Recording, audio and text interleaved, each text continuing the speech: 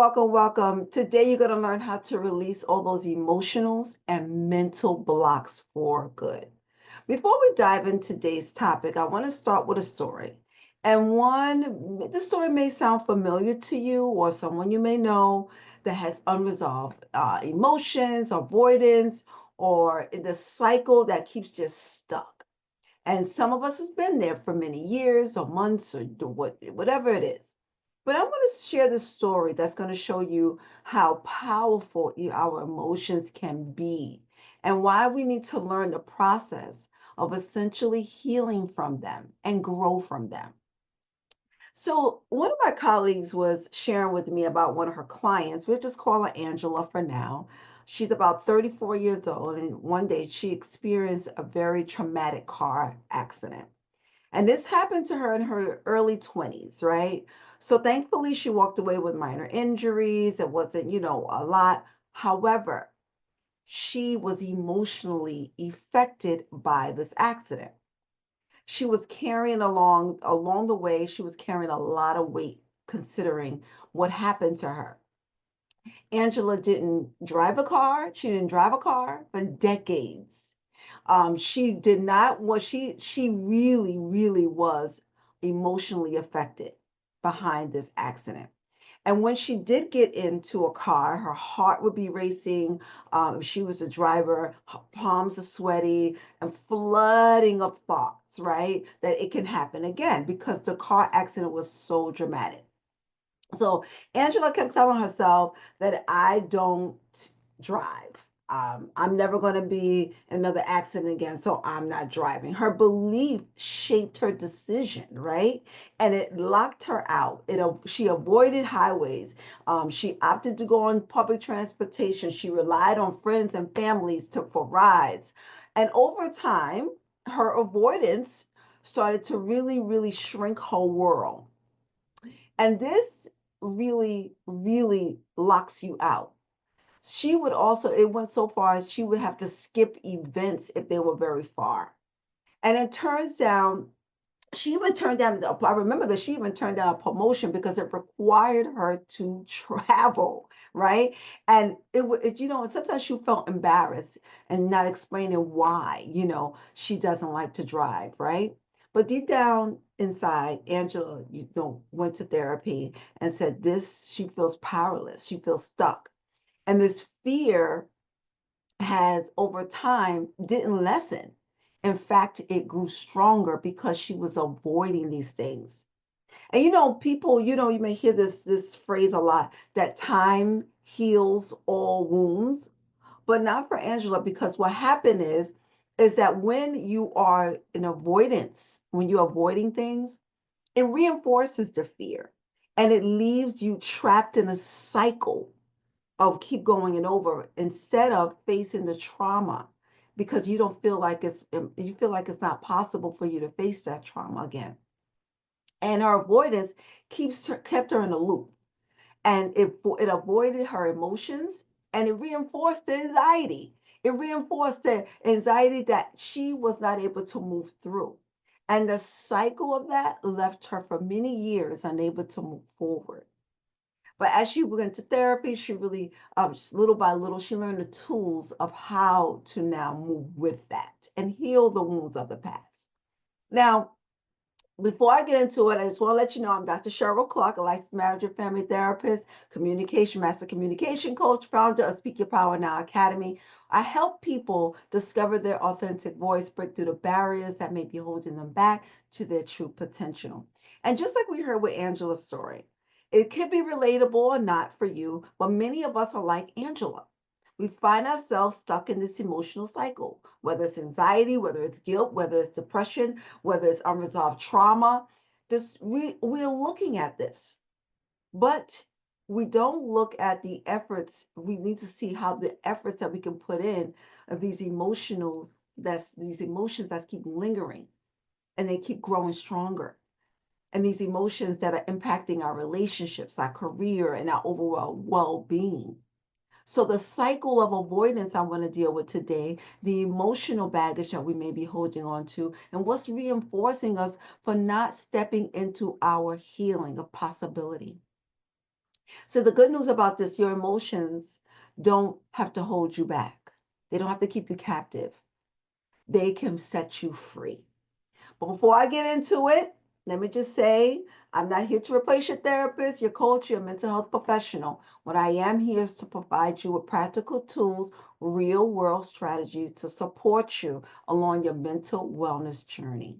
And today we're going to dive into why emotions are keeping you stuck. What are the mental barriers? What is the emotional blocks? And how can that move out of our way? How can we often be impacted by this? And importantly, give you the strategies to break free of them. Okay? And move with confidence. So if this is your first time here, I say get out a pen and pad, whatever you write with, because I like notes. So go ahead and write them down, and we're going to transform some of these emotions that you've been going through, right?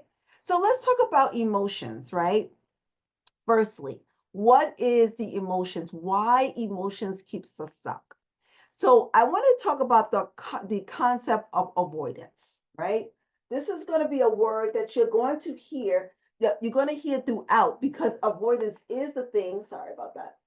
Avoidance is the thing that we don't necessarily know that we even doing. We don't even know that we're doing. Avoidance is the thing that we don't even know that we're necessarily moving into. Avoidance. We reinforce avoidance, avoidance of the emotion. So let me explain the cycle of avoidance.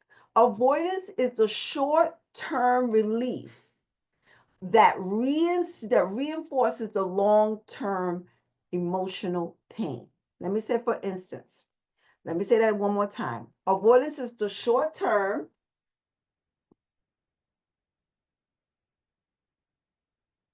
okay? It's the short term relief,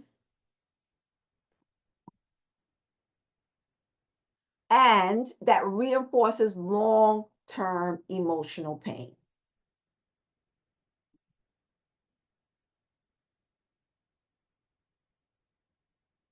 Okay? Just clear, plain and simple, right? I want to keep this really clear.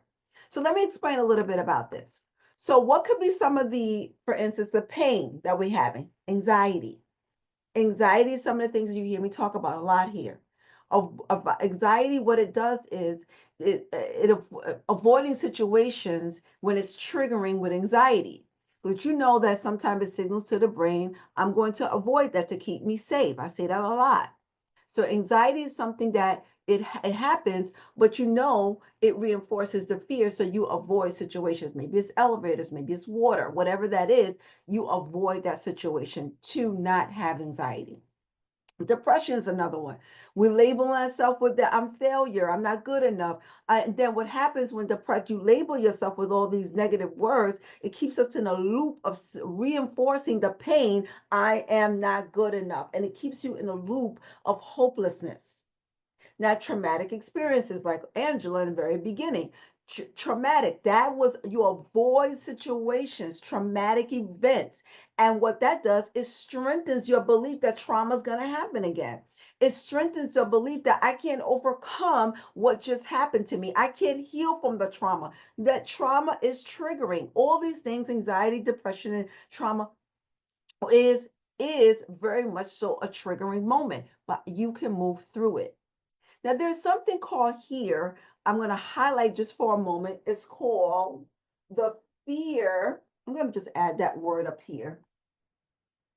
The fear avoidance. Okay. So, this is the definition for avoidance. Now, I'm going to talk about the fear avoidance model here. Now, what this is that when we're in this fear avoidance, the more we avoid, the more we reinforce the fear. So if you look at a person that's afraid of a dog, what happens is the more they avoid the dog, they avoid the dog at any cost, they reinforce and their fear intensifies. Over time, the brain tells you that the more you avoid, that's how I protect myself. So you dissipate any opportunities to even move with that dog or to even heal from that dog. So when you're looking at that, whatever the experience with the dog, if you're fearing the dog and the fear avoidance is the model is that I am going to stay away from the fear and I'm going to avoid the dog because it's potential. My brain is telling me it's danger. My brain is saying it's protecting me because it's danger. Okay, so you're avoiding doesn't resolve the emotion, it strengthens the cycle of the avoidance. And the only way that you can go through this is processing the emotion. That's how you break free from that. That's how you move with that because now you got to look at your emotions, right? So now let's get right into the nitty gritty, okay? We're gonna process our emotions now. This I hope I explained what this is and what we're getting ready to do. We're getting ready to process our emotions. All right. Now let's process the emotions. I want you to imagine yourself at home and you ignoring the mail.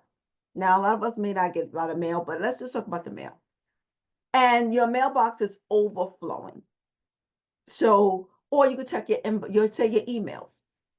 Let's do with email. A lot of people that may not get mail anymore, physical mail. So you let the inbox pile up. You ignore the bills. They go unpaid. Eventually, your inbox is cluttered up, or your mailbox is cluttered up, whichever one you get. And you find yourself now dreading to even open up the inbox. You find yourself even dreading to open up the mailbox. Now you're avoiding just doing that. But in the back of your mind, the emotion is there because you know that it's creating more stress and anxiety and mental chaos because there's important things in that inbox. There's important things in your mailbox. So when you have to go through that, you got to be able to say, I need to open my mail daily. This is a solution. If you know anything about me, it's your first time here, I'm a solution focused therapist. So what I do is I always work with what's already working. Daily, put some steps there. I need to pay my bills. I heard an acronym one time, Ohio, only handle it once. And that was great for me because I say, okay, let me make a decision about this mail. Toss it in the junk mail. Toss it in if I need to respond. Whatever it is, give it a category so you can keep things in order. So there's no backlog. And then you can handle it more easily. And then you can be able to process I want you to look at this as how you process your emotion, just like this, just like the mail. By acknowledging there's mail, by acknowledging when an emotion happens, when an emotion rises, maintaining a balance of preventing an overwhelm. You can't go ignoring the mailbox forever, the inbox forever. Just like you can't ignore your emotions forever. Addressing them may be uncomfortable. It may be a bill you don't want to see at first. But you got to be able to stay organized, give yourself a peace of mind. And how you process these emotions is really recognizing rather than ignoring them, but keeping them bottled up, pretending like it doesn't happen, it leads to more emotional discord. So when you are looking at this, confronting it and being able to look at that, then you can be able to say, I can't wish my emotions away. They require me to actively process them. They require me to actively address them. They require me to open them up like the mail and then process them. Because life is about how you open up and what this looks like. Because once you bring it to bear, then you keep your mental and emotional system running smoothly. So when you are now able to process your emotions, the first thing you need to do is identify what are the mental and emotional blocks. And I'm going to give you four, there's more, but I'm going to give you four that you can actually look at and then take note and what you can actually do. We're going to process these. So the mental blocks, the first one I want to look at for your mental blocks, processing let me just change this to emotional, change this to emotional and mental blocks. That's what we're going to go through. We're going to process those. Right? The first one is lack of emotional awareness. Just lack of awareness. You hear me talk about this a lot. When you are not aware, awareness is the key. When you have lack of emotional awareness, this is the key. When you're lacking emotional awareness, many people can't name what they're feeling without the emotions, without you naming the emotion, it's going to be very difficult for you to go through it. So there's a wonderful psychiatrist named Daniel Siegel, and he came up with this called Name It to Tame It. Okay? Name it to tame it. Okay? So Daniel Siegel came up with this, and what he talked about the technique of noticing that labels and emotions they are happening. That what the technique involves you noticing it, you noticing the emotion and naming it. So identify as the emotion is intense. Name it. Name it. So you can reduce the anxiety, and then so you can tame it in your brain, the body, the emotion, what's causing it. So as it, you may be feeling angry, I may be feeling overwhelmed. When you are feeling this way, you might misinterpret this as me being tired or me being irritable, me misplacing, you just misplacing what you're feeling is. So name it to tame it. So if you're feeling angry in the moment, name it. I am angry. Okay, I named it. Now, how do you reduce the stress? You got to be able to tame it. You got to take care of yourself. In the moment, after you're angry, I'm going to show you how you go through the process of now taming it, understanding your body so you won't go through the overwhelm. So it won't take you out of the situation. The second one, this is a good one, as all of them are great. Emotional judgment. Now, we all do this or have done this in the past, and I want you to see how you continue to do this in your life. Emotional judgment. Now, what is emotional judgment? It's closely related to emotional intelligence. I talk about this a lot, EQ. It's the EQ is the ability to recognize and manage and understand your own emotions, basically. And it's important for you to destroy. I want you to just to draw a distinction between EQ and emotional judgment, because EQ you move with the empathy that involves you being able to react and respond appropriately to your emotions to others, right? But on the other hand, what happens when somebody is your emotional judgment, when that comes into place, now you're judging your emotion, whether it's good or bad. And then it creates shame and it leads to the avoidance. So you want to look at how you naturally examine your emotions, how you judge your own emotions, how you judge others' emotions. See, emotions of your judgment can have a toll on your psychological health. Feeling sad about something that you have failed at, or you failed at something, or and being it, but avoiding that sadness. Maybe you lost someone, you avoiding that sadness is a reflection of how you feel. See, this prevents you from actually moving through the sadness. You got to move. Sadness is an emotion because in order for you to resolve anything or heal anything, you have to naturally go through the process of sadness. So this is where if you feeling uncomfortable and you're stopping yourself from feeling the way you feel, then you're going to stop the natural responses of moving through that emotion. So this is what I want you to realize, that if you have an emotion, emotions are natural. And rather than it being a problem, the emotion being a problem, it's important for you to find out how you think about how you judge your emotions overall. Because if you look at this, having a high EQ means that I'm actually being effective. I have effective strategies of how to flexibly move with people. So if you use good problem solving skills, positive self talk, seeking out support, I cannot tell you how much that is very much so viable. You can now also look and see how you can stop the avoidance of it all. Because when you avoid, that's ineffective, that's an ineffective strategy. It ruminates in you and you're not able to really move through the emotion and avoiding the emotions. That's not a strategy that you can begin to say, I'm on my way to healing. So some of the strategies that we look at, and we also talk about the practices of mindfulness, self-talk, meditation, all those things are very much so will help you with the emotional judgment. Okay. The third thing, and this is going to be a psychology or hyperarousal and the nervous system shutdown. Okay? Okay.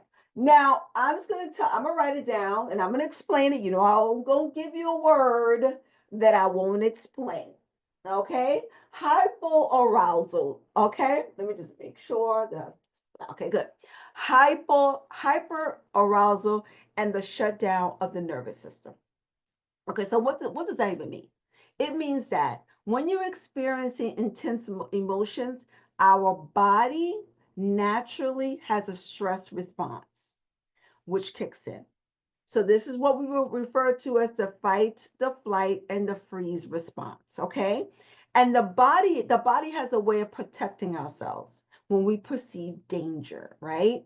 But it also makes it extremely difficult to think clearly when you're processing these emotions. So what happens during the hyperarousal stage?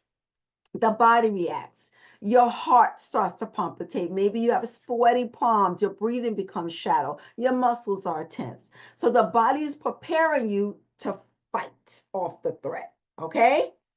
Then your brain may shut down. This is the nervous system shutting down. So your logical thinking is now shutting down. The blood flow is redirected from your thinking part of your brain, from the frontal part of your lobe. And now the survival piece of your brain kicks in with the it kicks in. And now this means that you are in reactive mode and not able to respond. Now you are in a reactionary mode. When you are able to react, now I'm going to react. And you are unable to calm these processes. And now the situations are now in your emotions. And now you're going to lead to overwhelm instead of being able to resolve it. Now you're in your emotions, you're stuck in a loop, and now the fear is heightened, the panic is set in, and now you're distressed. So, what happens when the nervous system shuts down? You are now either paralyzed, you're stuck when the nervous system shuts down, you're frozen, you're disconnected from what's actually happening. Now you're in survival mode. Now you're moving away from what's happening. Now you're moving, you're not, you don't have any hope. The danger, you feel like this is extreme. You feel like and everything will be counterproductive because you're not moving with the emotions. Now you're reactivated. So when this happens, and it happens to us a lot, processing these emotions is important. The fight, the flight, and the freeze is happening. It may be maybe having one, you may be having all three, depends on what's happening with you. This is not the problem. This is not how you want to move into when something happens. You need to be aware. This is why awareness is the first thing that you got to move into. I have created something called the PIES method. And you may have heard me talk about this a lot. My PIES method is very simple. The PIES method keeps us, sorry, the PIES method keeps us grounded, and it's simple. It's a simple PIES method. The P is for pause, and this pause, something happened. Take a moment. Let me take a breath, calm down, get what's happening to me. My hands are sweaty. Let me get a drink of water. Let me get some fresh air. Let me breathe. I identify, recognizing what just happened, identify. And then I say identify and inventory. You need to see what's going on, what's happening with your body. Inventory what's actually just happened. Do all of that. Once you identify yourself, you're able to say what's happening with your body, then you can explore. Then you move to the E for explore. Why am I feeling this way? What is going on? What's actually happening? Then you can actually be able to move in this. How am I looking? Because now when you're emotional, you are not logical, right? So then you got to see the facts. I always say I did explore what the facts are. See what you can do with the facts that are actually here and not something made up. Sometimes when you're in that car, you see a car accident, it takes you back from how Angela was in that car accident a couple of years in her 20s, but it takes you right back there because it was a traumatic experience. And the S is for deciding what can work, what's in your wheelhouse that's already works for you, and decide how you can be productive. What are your next steps that can be productive for you? So that's what the PIES method is for. And you can go ahead and get the PIES method on my site and understand what that looks like for you. The PIES method will activate in you what you need to get for you for next best steps. And lastly, for number 4, the processing it, responsibility. You hear me talk about this a lot. Why responsibility? Because responsibility is the thing that says, I'm taking onus. I'm taking onus. I'm taking onus of my actions. I'm taking onus of what I'm doing. I'm taking onus of me. So let me just talk a little bit about this. When you are in avoidance of the mental and emotional blocks, meaning that you don't even recognize that they're there, this is why it starts with awareness. The blocks saying that I'm not good enough.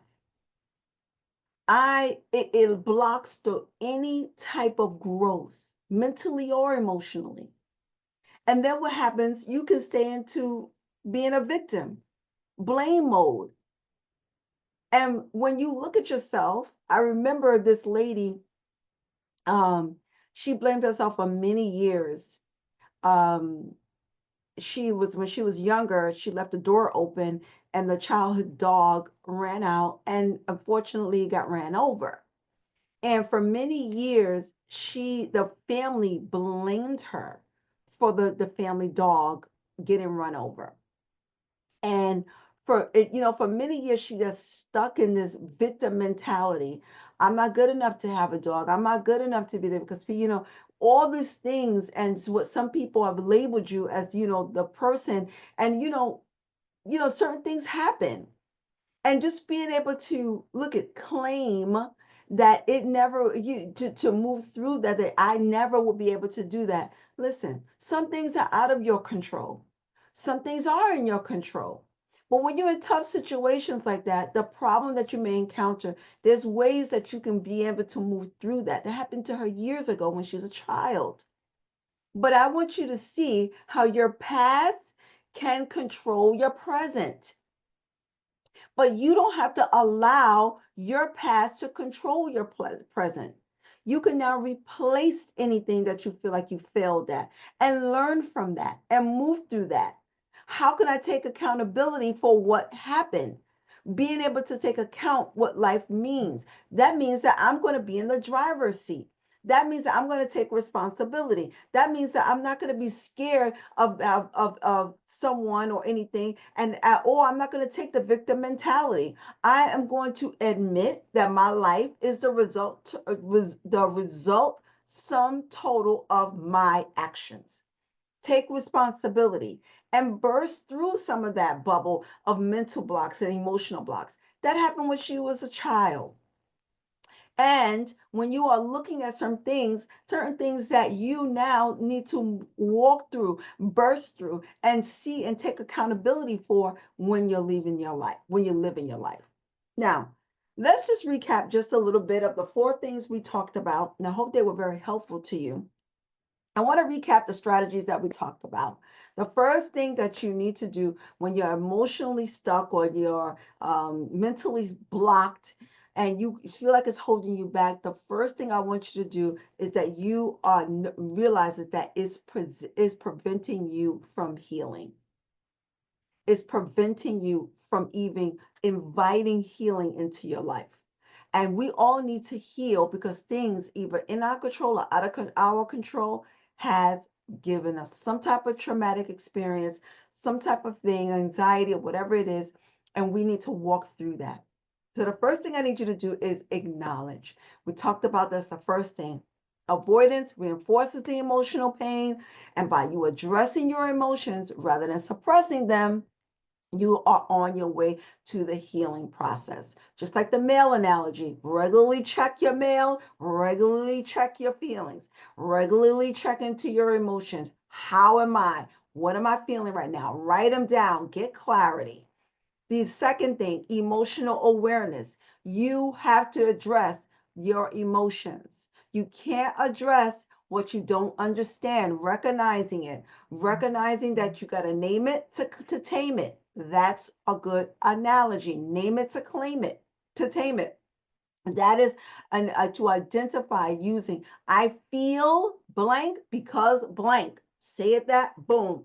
Keep it. Mindfulness, journaling. Why does this emotions keep happening? Then deepen your understanding of your emotional patterns. You're in an emotional pattern loop that you need to move through the blocks. Third, the judgment of your emotions. When you view your emotions are good and bad, it creates shame. Just name it as view it as an emotion. Anger, sadness, happiness, they're all emotion. But when you start putting negative thoughts, you got to replace it immediately. I'm feeling this way because blah blah blah. That's okay. Now, how do I get emotional regulation? And there's techniques about the positive self-talk, your breathing, the exercise, the pies method. All of those things move into place, calming the nervous system, because what starts to happen is you are now in the hyperarousal mode. That's the third one we talked about, the hyperarousal. When you're in that space, that means that what's happening with me, I'm not really understanding what's happening. I'm in the fight, flight, and fight, the flight, or the frozen response. And the pies method will be able for you to calm yourself, be able to take note, be able to explore and to put in the solutions and be productive in it. And grounding yourself in where you can move and take back and get out of this loop. And the last one is taking responsibility. If you don't look at your life and take responsibility for it, for your actions, whether good, bad, or indifferent, doesn't matter. However you think about it, I need you to take responsibility with no blame. That means accountability. That would, if you don't avoid accountability, it's going to keep you stuck in victim mode. Take responsibility. It empowers you, it changes your situation, and you can identify it, and you can start taking control over your life. You can begin to say, I am going within, the power within. I am saying this. I'm shifting from why this is happening to me is what can I do about this now? That's why Speak Your Power Now works. I'm thinking about what can I do now? And facing those emotions with the just manageable steps. You don't have to do it all at once, but take manageable steps towards it. I talk a lot about chunking. Gradually put yourself in a space where you could take control of the overwhelm, pieces of the puzzle. Write down your experience. What am I talking about? Go work with a therapist, work with me. Get someone that you can walk you through the process and guide you through. Because as you create this routine, as you start doing this emotional self-care, you're going to begin to regulate your emotions, maintain your life, maintain this thing so you can begin to see, I'm going to now put myself in a situation where I'm going to break free from these any emotional blocks that are trapping me, and I'm going to not ignore them because they're not going anywhere. They just don't magically go away. They just don't erase. What happens is you're going to be navigating through these systems, and the awareness, you're going to give yourself compassion, and intentional actions is the way. So, as these tools, I hope these tools helped you to regain control, reduce any type of overwhelm, and to really move into the new a season of growth or opportunities. Because remember, you're not in this alone. This is why I'm here. This is why I'm here to help you along your journey, to support you with whatever help you're getting from your therapist, your coach, or whatever mental health professional you're dealing with. Healing takes time. But with the right approach, it is possible for you to have it. So today I want you to take an action. Take an action. If this episode helped you, share it. Like it, subscribe. I want you to tell somebody who needs to hear this. It's totally free. Just go ahead and do this.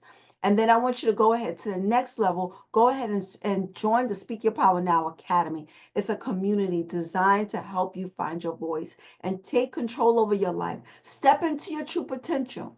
Step into it today. I implore you to do that.